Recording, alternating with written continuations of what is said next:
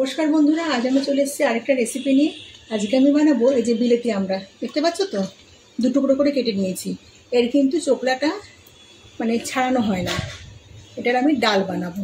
ডালেতে কিন্তু চোকলা ছাড়িয়ে দিলে পরে চোকলার মধ্যে একটা টকটক ভাব থাকে, তো এটা চোকলাটা ছুলে দিলে পরে কিন্তু টকটক ভাবটা আসবে না। আর আমি সেদিন নিয়ে নিয়েছি মটর ডাল।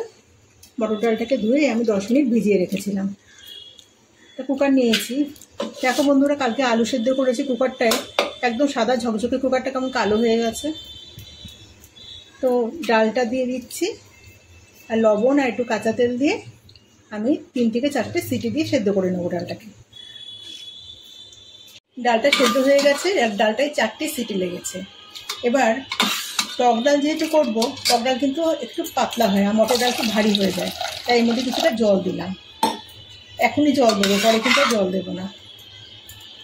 এবার এর মধ্যে দিয়ে দিচ্ছি চিড়ে রাখা 3টে কাঁচা লঙ্কা আর বিলেতি আমড়াগুলো।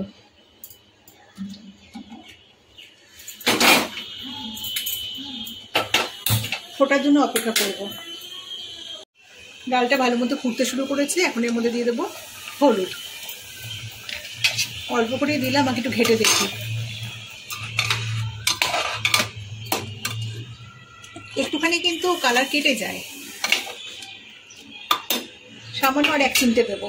হলুদটা কিন্তু খুব বুঝে শুনে দিতে হবে, কারণ টক ডালে কিন্তু কালারের উপরেই মানে খেতে ইচ্ছে করে। কালার বাজে হয়ে গেলে কিন্তু আর খেতে ইচ্ছে করে না। এবার এটাকে ভালো করে ফোটাবো, আর সামান্য লবণ দেবো। ডাল সেদ্ধ করার সময় আমি লবণ দিয়ে সেদ্ধ করেছি, কিন্তু আর একটু লবণ লাগবে যেহেতু আমি আমড়াটা দিয়েছি। ভালো করে এটাকে সেদ্ধ করে নেবো, যাতে আমড়াটা যতক্ষণ না সেদ্ধ হয় ততক্ষণ ফোটাবো। আমড়াগুলো সেদ্ধ হয়ে গেছে, এই যে সাইড থেকে চোকলাটা কিন্তু বেরোতে শুরু করেছে।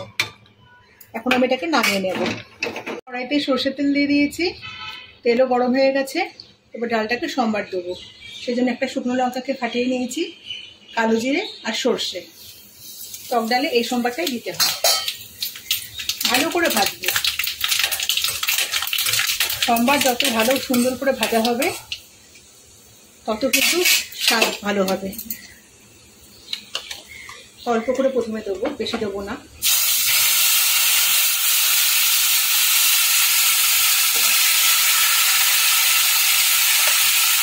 পুরো ডালটা আস্তে আস্তে করে দিয়ে দেবো।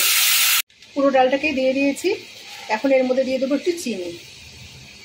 টক ডালে কিন্তু একটু চিনি না দিলে ব্যালেন্স হয় না, একটু টক ঝাল মিষ্টি হবে, তবে কিন্তু ভালো লাগবে। এবার ভালো করে ফোটাবো মিনিট 2-3 সময় ধরে। ডালটা ভালো মতো ফুটে গেছে। আর একটা জিনিস আপনাদের দেখাই, এই দেখুন, ডালের থেকে কিন্তু চোকলাটা পুরোপুরি মানে ডালের থেকে আমড়ার থেকে চোকলাটা টোটালি কিন্তু বেরিয়ে গেছে। এরকম কিন্তু এই চোকলাটা বেরিয়ে গেলে কিন্তু টক ভাবটা আসবে, সেই জন্যই চোকলা ছুলে কখনোই বিলেতে আমরা দিতে নেই। ভালো করে ফুটে গেছে, গ্যাসটাকে আমি বন্ধ করে দেবো।